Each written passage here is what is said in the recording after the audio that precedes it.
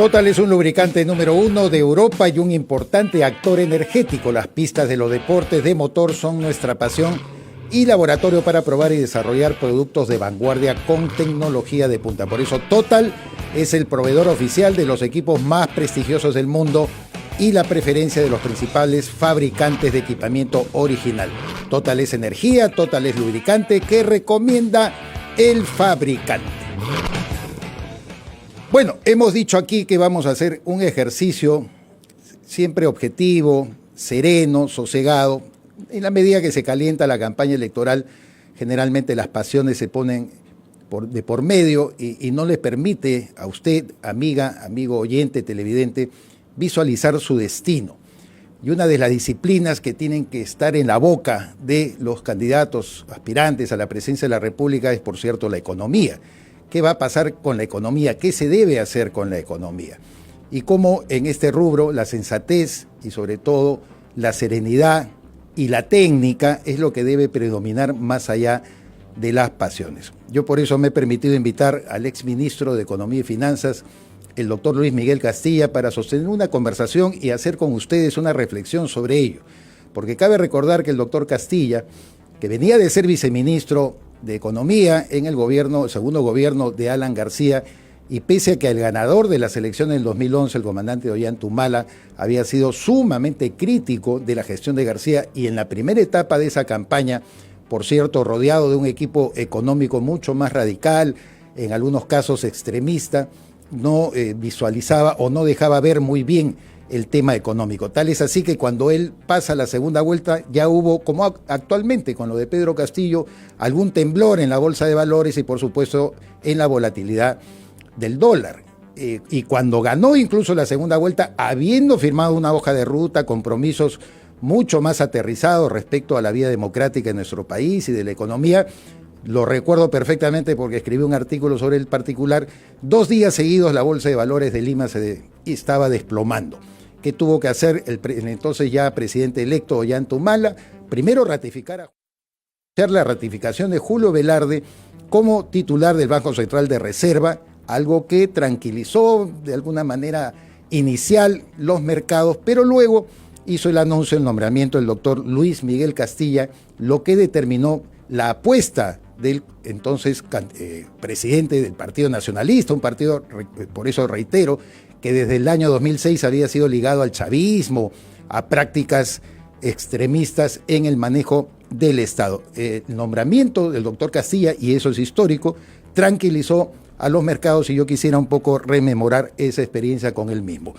Luis Miguel Castilla, qué gusto tenerlo aquí en PBO Radio. Muchísimas gracias por atender nuestra llamada. Buenos días, César. Gracias por la invitación. He hecho todo un enunciado, doctor Castilla, sobre este tema que me gustaría que quizás usted, no sé si yo lo he contado bien o puede hacer alguna acotación, pero básicamente responder la pregunta que todos nos hacemos. En la economía caben de repente algunos recovecos, algunos jirones que nos hagan escapar de los fundamentos macroeconómicos, una disposición del Producto Bruto Interno a nuestro libre albedrío para poder destinarlo a proyectos sociales que sin duda tienen mucho impacto y mucha envergadura, pero que requieren una disciplina. ¿Usted nos puede contar un poco acerca de eso? Sí, cómo no. Yo creo que siempre hay espacio para acomodar una agenda programática, un nuevo gobierno, algunos proyectos de inversión pública, algunas políticas sociales, algunas políticas públicas, pero esto pasa sin duda por respetar el manejo técnico y en particular el respeto a los equilibrios macroeconómicos en nuestro país. De hecho, muchos países en la región, y cuando me tocó a mí desempeñar el cargo, tenían gobiernos de izquierda, pero que fueran bastante respetuosos de la autonomía del Banco Central y respetuosos de no poder gastar más de la cuenta, porque nuestra propia historia nos pasó la lección que cuando el gobierno subordinó al Banco Central, cuando el gobierno se puso a gastar de manera desproporcionada, esto pasa gran factura a la población en términos de inflación, en términos de recesión, y acaba afectando a los más pobres. Entonces, creo que un concepto básico en cualquier elección es darse cuenta que hay límites, hay una restricción presupuestaria que hay que respetar y que finalmente si uno se comporta de manera inadecuada o promete cosas que no puede cumplir, todo pasa factura. Entonces creo que esta lección la tenía muy internalizada el presidente Humala en su momento y se ciñó a un programa económico de continuidad de lo que se había hecho anteriormente y creo que eso valió el reconocimiento de los mercados y tuvimos unos años de tranquilidad, César, en esa época. Estoy seguro, así es. Sí. No, continúe, por favor. Cosa que ahora, digamos, pareciera olvidarse, ¿no? Con esta promesa de aumentar el gasto de manera desproporcionada y atentar contra algo que es muy importante, que es la estabilidad jurídica de un país, la seguridad jurídica. Hoy, en un momento que estamos saliendo de la pandemia y cuando se requiere inversiones para reactivar la economía, lo que un inversionista espera es reglas de juego claras, que se respeten los contratos, la palabra empeñada. Y eso es lo que no estamos viendo en uno de los candidatos en esta contienda, cosa que debe preocuparnos. Y no hay que ir muy lejos, hay que ver las experiencias de los países vecinos que emprendieron estos caminos demagógicos y populistas y la factura alta que les ha traído eventualmente a sus sociedades. Entonces tenemos que estar atentos, informarnos y no creer todo lo que se promete, porque probablemente solamente una fracción pueda ser efectivamente adoptada. En efecto, es una buena conclusión a la que usted arriba, doctor Castilla, señalando que a veces no se puede cumplir todo lo que se promete. Pero candidatos de izquierda y también de derecha, vamos a decirlo ampliamente, ¿no? Para abrir un poco la gama, suelen ofrecer políticas redistributivas, ¿no? El presidente Humala en su momento, y siendo candidato, por cierto, le había puesto mucha atención a este aspecto. Tanto así que luego promovió programas sociales que, como ha dicho hoy día, por ejemplo, ya Keiko Fujimori, son aceptados, pero que en su momento merecieron críticas, como Pensión 65, Beca 18, de dónde van a sacar la plata, el programa Caliwarma, en fin, porque generalmente, repito, los candidatos tienden mucho a ofrecer políticas redistributivas. ¿Cuál es el límite de esas políticas redistributivas en todo caso? Porque al final usted terminó admitiéndolo, aceptándolo y implementándolo, llevándolo a cabo. En ese momento hay que recordar que la situación del país era muy distinta. Todavía estábamos viviendo la bonanza de las materias primas, teníamos superávit fiscal y bajos niveles de endeudamiento y se podía. Pero había dos conceptos que creo que cuando se optaron estos programas sociales primaron, digamos, en las decisiones. Uno era que tenían que ser focalizados, digamos, hacia los más pobres y se empezó mejorando los esquemas de focalización de hogares para que llegaran a los distritos más pobres. Y lo segundo era un tema de gradualidad, porque pretender incrementar el gasto hacia estos programas, digamos, no era posible hacerlo, digamos, de golpe, sin que esto desequilibrara las cuentas públicas. Entonces, tanto el tema de focalización como el tema de gradualidad fueron temas que se impusieron. Y a lo tercero, que creo que fue fundamental, se le quitó el aspecto clientelar a estos programas que se habían manejado con móviles políticos usualmente, y se creó, digamos, una estructura técnica, un ministerio, el MIDIS, que profesionalizó el manejo de los programas sociales. De hecho, mucho del personal que trabajaba en el Ministerio de Economía pasó a manejar el Ministerio de Inclusión y Desarrollo Social, y se hicieron programas que efectivamente después han sido premiados por ser programas técnicos con línea de base, y que de hecho hoy vemos que la candidata Fujimori, por ejemplo, los rescata dentro de su planteamiento, y eso es lo que se pretende, es que las políticas de un gobierno se conviertan en política de Estado siempre y cuando estas sean positivas para la población.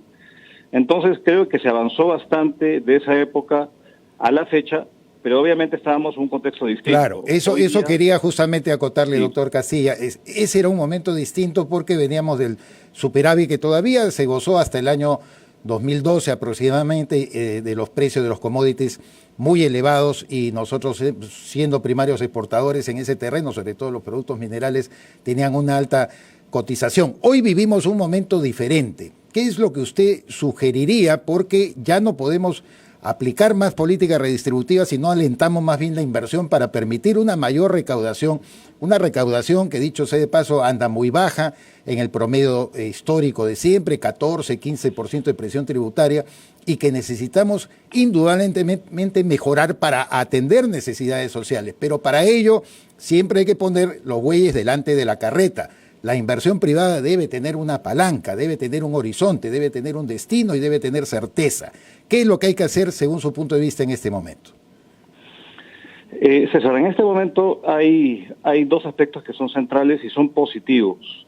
Uno es que en el contexto internacional las condiciones son muy favorables. El precio del cobre, como nunca, está en un nivel históricamente alto después de años de haber estado deprimido. Eso es una gran oportunidad porque somos un país eminentemente minero y esto es una oportunidad. Y lo segundo es que ya tenemos un proceso de vacunación en curso. Entonces, si uno proyecta que estas condiciones externas van a continuar en los siguientes meses, quizá años, y que ya, digamos, de acá a un año, ya la población peruana está mayormente vacunada, esto va a ser una inyección, digamos, de confianza que no se puede dejar de lado. Entonces, efectivamente, como menciona, el tema de crear las condiciones para la inversión, una inversión que sea intensiva en mano de obra, es fundamental. Hay muchos sectores, hay muchos proyectos que están listos. De hecho, vemos acá ahora, cuando se ha reanudado la actividad en Lima, el boom de construcción que está habiendo, que es real. Entonces, las condiciones están dadas. Lo que se pide y lo que se necesita para justamente generar ingresos, bienestar, empleo y evidentemente los impuestos que requiere el fisco, es un entorno de estabilidad. No jugar con el marco normativo, no dar, digamos, enunciados de expropiatorios, confiscatorios, porque lo que más se requiere ahora es impulsar la inversión en el país. En el momento más alto tuvimos una tasa de inversión cercana a la que tienen los países asiáticos, cerca de 30% del PBI en el mejor de los momentos. Esto ha caído a 20 puntos del PBI. Hay espacio para seguir creciendo en la inversión y que esto sea intensivo en mano de obra, porque el tema central que tenemos ahora es falta de empleo y empleo adecuado. Entonces, yo creo que simplemente no hay que meter la pata, no hay que prometer cosas incumplibles y tratar de llegar a un mínimo acuerdo de que haya estabilidad. Y eso pasa por el Congreso, eso pasa por otros actores políticos, porque el país lamentablemente, y ayer leía los informes de los calificadores de riesgo que nos califican, muestran su gran preocupación por una potencial inestabilidad crónica política que se ha instalado en el país. Y si hay inestabilidad, obviamente la prima de riesgo sube, el riesgo país sube y somos una plaza menos confiable. Entonces creo que lo que se requiere es tener un mínimo de estabilidad, una agenda digamos, de consensos que involucra obviamente un liderazgo importante en la cabeza del próximo gobernante y pongámonos de acuerdo en trabajar, porque oportunidades las hay y en un entorno, como dije, externo, positivo, va a ayudar a una recuperación mucho más vigorosa. Pero hay que tener claro de no jugar con elementos que pueden hacernos retroceder en lugar de avanzar. Se trata entonces, si resumimos lo que estamos conversando, doctor Castilla, de alinear, ¿no es cierto?, todas las acciones y coadyuvar a la sensatez que yo he invocado desde un primer momento, que se identificó con usted. Los mercados fueron los que lo calificaron a usted. No era una más allá de la decisión política o las polémicas que podían existir en ese momento sobre su persona, sobre todo porque venía de ser funcionario del gobierno de Alan García. Yo lo que destacaba es eso, la sensatez para poder determinar políticas y líneas de acción. Hoy tenemos la probabilidad de hacerlo, pero usted bien ha señalado los mensajes que nos da el candidato Pedro Castillo de Perú Libre. Evidentemente han turbado los mercados y han paralizado incluso en este momento hasta inversiones de los pequeños y medianos productores como Gestión. El Diario de Economía y Negocios lo destacó hace pocos días. Esto tiene que cambiar de alguna... Si Pedro Castillo no cambia, no hay forma de que él, en la hipótesis de ser presidente de la República, pueda llevar a cabo entonces ninguno de sus proyectos. No, sin duda porque Digamos, estas fórmulas estatistas que formula son recetas que han sido fallidas, que no han coadyuvado a un crecimiento sostenible, y hay que ver que estas mismas políticas se aplicaron en países como Venezuela. Y hoy en día tenemos 1 millón de migrantes venezolanos en nuestro país. ¿Y por qué? Porque estaban escapando a la miseria y el hambre de ese país. Entonces nosotros ya hemos vivido esta historia en el pasado. Nos tienen que, capaz los jóvenes no se acuerdan, pero esta migración masiva de peruanos ocurrió, digamos, en los años 80, cuando no habían oportunidades acá, cuando se aplicaron mucho del programa, digamos, del señor Castillo. A mí, es más, me hace acordar mucho de sus planteamientos a los que gozaba y finalmente intentó implementar Alan García en su primer gobierno, e incluso algunos que se remontan al gobierno militar, hablando de segundas reformas agrarias y cuestiones que han dejado fracturas muy importantes en nuestra sociedad. Entonces yo creo que ahora que estamos en un mundo, digamos, moderno, donde hay tecnología, donde hay oportunidades, debemos aprovecharlas y no caer en posiciones dogmáticas, sino ser práctico. Yo creo que este pedido que se le hace al candidato Castillo, que muestre a sus técnicos, es importante, porque claro, finalmente son las personas las que llevan adelante las políticas públicas, no son los conceptos. Y se podría evaluar el perfil del equipo que lo acompaña para efectivamente ver si es que es una cosa de retórica en la campaña y efectivamente habría una moderación si llegaran al gobierno. Por eso yo creo que es fundamental también, y me sumo a los pedidos, de conocer quiénes van a acompañar técnicamente al señor Castillo de llegar a la presidencia. Ya sabemos por el lado de Keiko Fujimori quién la va a acompañar. Ahora necesitamos, para tomar una decisión informada, César, claro, mucho está en juego en nuestro país y no podemos darnos el lujo de tener de nuevo décadas de retroceso como ha sido nuestra historia en el pasado. Entonces yo creo que es importante que el pragmatismo, con los pies en la tierra, sabiendo cuáles son las restricciones presupuestarias, las restricciones políticas que ciertamente limitan el accionar de muchas decisiones que toma el Ejecutivo, se sepan y avancemos. Yo no veo razón alguna para que sigamos en este plan de retroceso, de pleito constante, porque finalmente esto lo que hace alimenta oportunidades perdidas. Hemos tenido un lustro perdido en el país y no podemos seguir en esta situación. Finalmente la gente reclama trabajo, reclama estabilidad, reclama mejores sueldos y que los dejen tranquilos. Y yo creo que eso tenemos que ser muy respetuosos de ese clamor que miles de pequeñas, medianas empresas exigen, no solamente las grandes, para poder desempeñar su actividad. Y eso creo que es lo que tenemos que empujar y demandar a los candidatos, que sean claros en lo que van a hacer y que sean también claros en lo que no pueden hacer. Y eso también se sabrá una vez que sepamos los planes de gobierno con mayor exactitud y quiénes van a llevarlos adelante.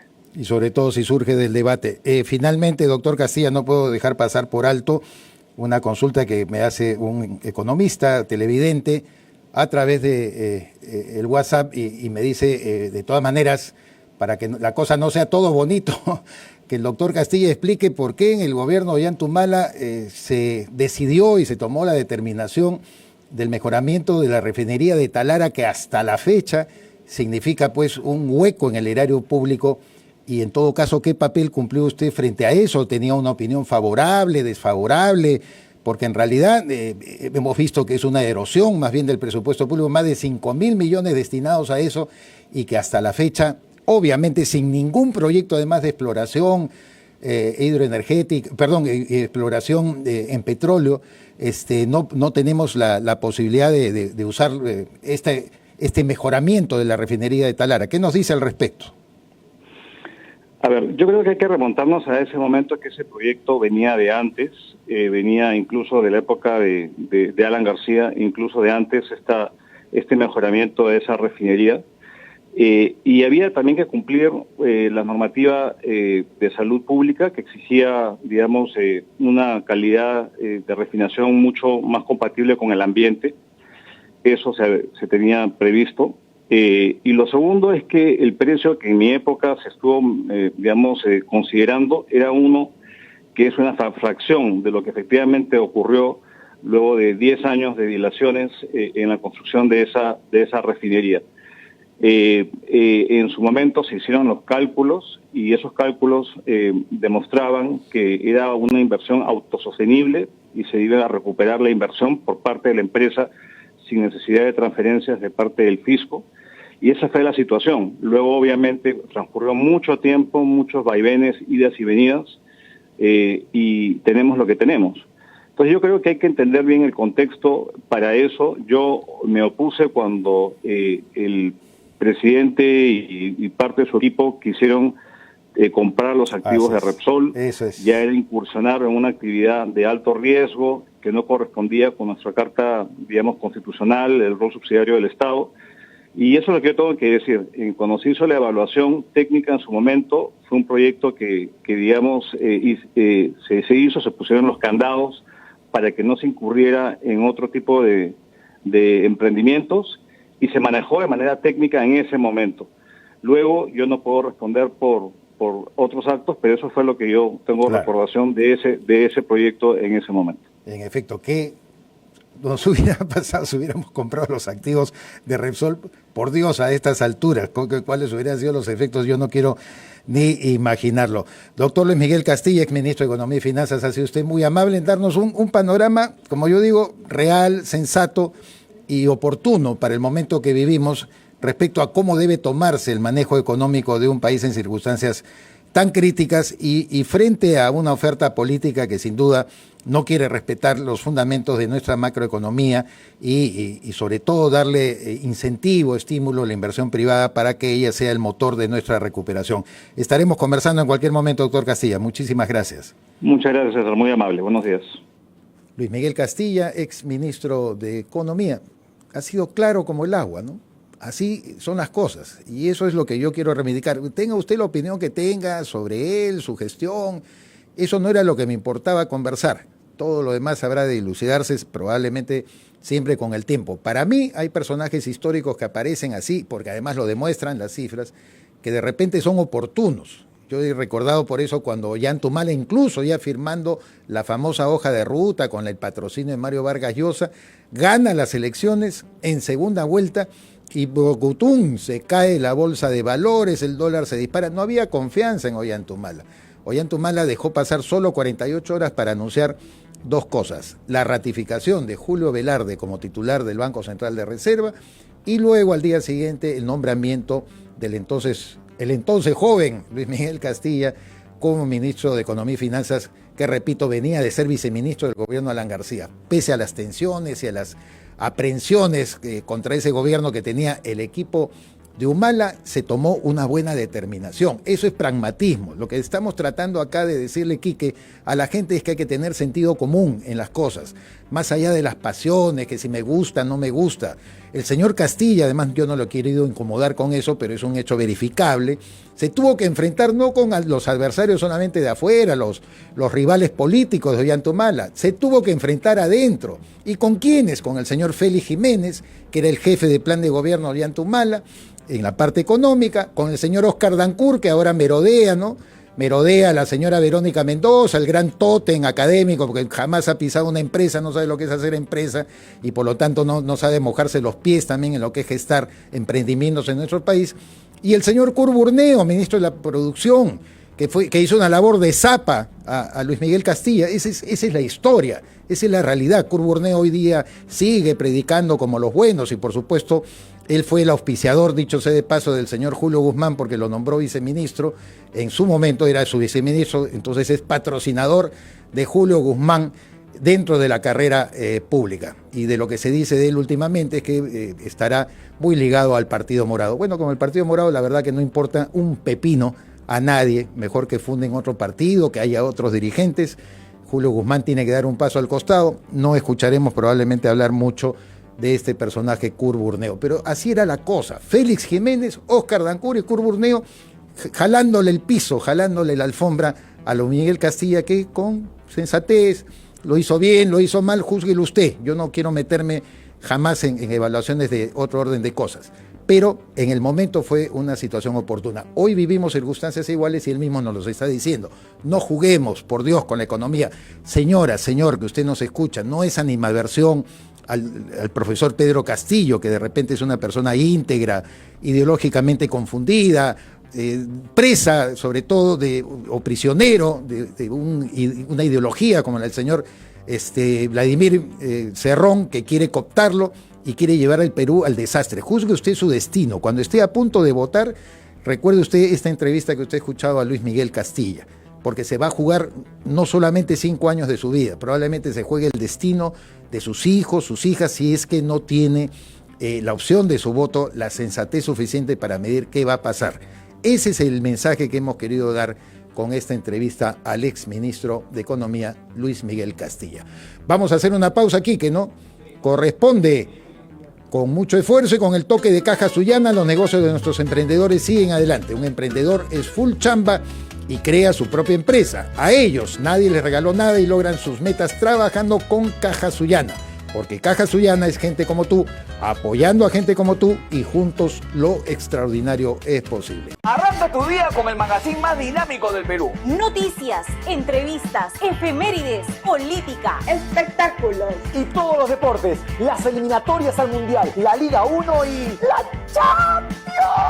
De lunes a sábado de 6 a 10 de la mañana por Willax Televisión y por TVO Radio 91.9 FM, la radio con fe. Los astros te serán propicios en TVO. Por Facebook, Twitter y YouTube. Suscríbete y activa las notificaciones. A veces es difícil elegir qué mascota tener. Gato. Perro. Gato. Pero para elegir tu lote, Facilote. Obvio. porque comprar tu lote es facilote. Elige cómo. Ingresa a terreno.pe o llámanos al 616-9009. Centenario.